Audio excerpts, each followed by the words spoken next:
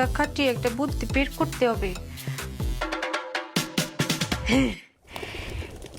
ডাল, গরম ডাল দুধের ভিতর ঢেলে দেই, তাহলে দুধও গরম হয়ে যাবে, আর দুটোই তো তরল, দুটো তো এক পেটেই যাবে।